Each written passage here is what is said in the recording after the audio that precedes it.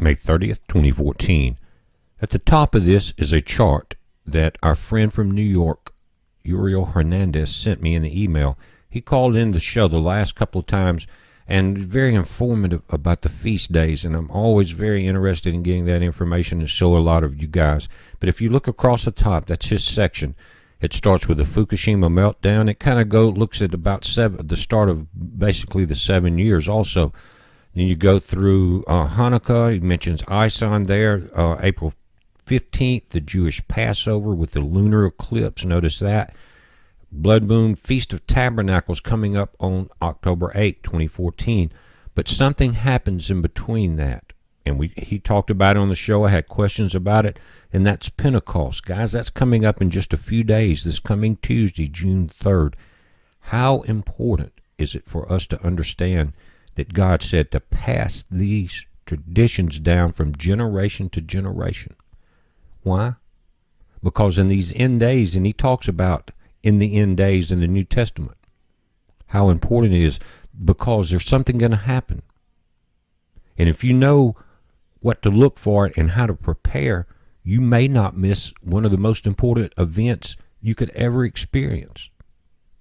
But again, today is Friday, the 30th. So in just a few days, this coming Tuesday, you've got to be ready for this. Open your spiritual eyes and open your spiritual ears. And listen, I want to read some information here. Now, you can pause this and study the chart across the top. It goes all the way over to September 25th, all the way through the eclipse and the other blood moons, guys, of next year. But this is very important coming up Tuesday.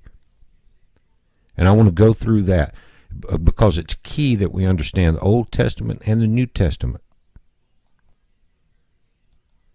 Now, let's go to the Old Testament.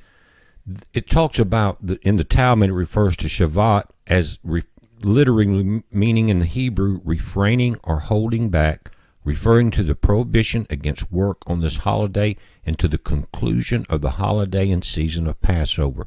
Since Shavuot occurs 50 days after Passover, it's named Pentecost, meaning the 50th day. According to the Jewish tradition, Pentecost commemorates God giving the 10 Commandments at Mount Sinai 50 days after the Exodus.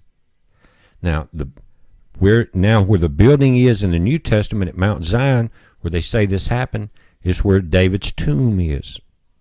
Christians call it the cenacle, also the upper room. They say that also there's a Jewish tradition, guys, that David was born and died on Pentecost. But again, last night in the radio show, as we were talking with Uriel, he says that the tradition of handing down the law actually means handing down the teachings. The teachings. That's what this video is about. It's about what happens on this feast day.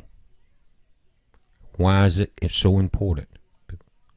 Check this out.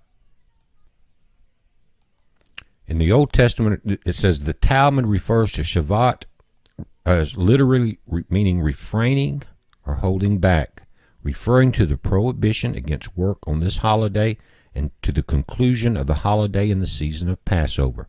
Since Shavuot occurs 50 days after Passover, the Jews gave it the name Pentecost, meaning the 50th day. According to the tradition, Pentecost commemorates God giving the 10 Commandments on Mount Sinai 50 days after the Exodus. Now remember, on the show last night, Uriel was telling us the Hebrew, instead of handing down the law, it's literally handing down the teachings on this day, coming up this Tuesday. There's things that are involved. Also, remember that location is on Mount Zion is also now referred to as David's tomb, or the upper room. They say that also David was born and died on Pentecost by many traditions.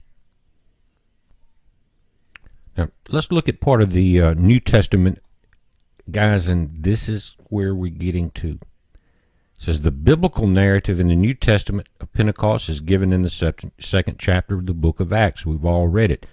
There were 120 followers of Christ, including his core group of disciples, his mother Mary, and various other women disciples.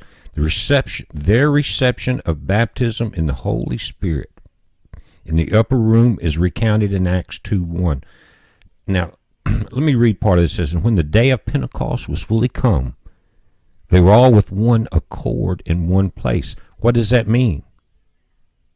And suddenly there came a sound from heaven as a rushing mighty wind, and it filled all the house while they were sitting, and there appeared unto them cloven tongues like as of a fire, and it sat upon each of them, and they were all filled with the Holy Spirit, and began to speak with other what? Languages, as the Spirit gave them utterance. And there was a dwelling at Jerusalem Jews, devout men out of every nation under heaven. Now when this was noised abroad, the multitude came together and were confounded, because that every man heard them speak in his own language. Now, while those that were there, when the Holy Spirit had descended and they were speaking the many languages, Peter stood up with the 11 and proclaimed to the crowd. Remember, this event was the fulfillment of the prophecy. Guys, this is key. I will pour out my Spirit. Acts 2:17, it says, and in the last days, what?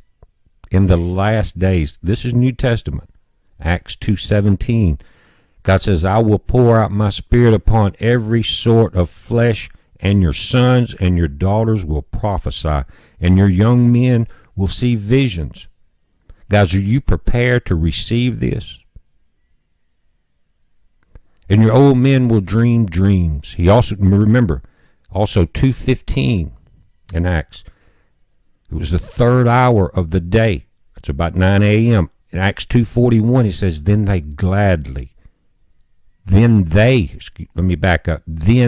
that gladly received his word were baptized, and the same day there were added to them about 3,000 souls. Now, guys, read this with me. I want you to pause and I want you to think about what we're talking about. Remember, here the disciples and the women were waiting, and they gave themselves up to what? Constant prayer. They were waiting that day, praying. And when they were come in and they went into an upper room where both Peter, James, John, Andrew, Philip, Thomas, Bartholomew, Matthew, James the son of Alphaeus, and Simon Zelotes, and Judas the brother of James.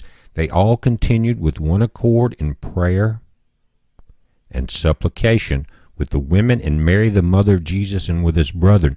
And when the day of Pentecost was fully come, they were all with one accord in one place. What were they doing? Praying on that day. What else does it say in the Old Testament? The prohibition of work. Why? Because if you're distracted, you could miss this message. What were they doing? What were they doing? Even the mother of Jesus and all the disciples, they were together in one accord. They were not working. Why? So they could tune in. What happened? The Holy Spirit was poured out in this end times. Guys, it's very important. On the radio show here in a couple of hours, I want to take calls about what you guys think about this. We just got a few days this year. Isn't it time that more and more people start feeling this more and more of the Holy Spirit, and the information is poured out? Is it poured out to you? Then you can spread it. Are you one of these people we're talking about? Heads up, I'll see you at 6.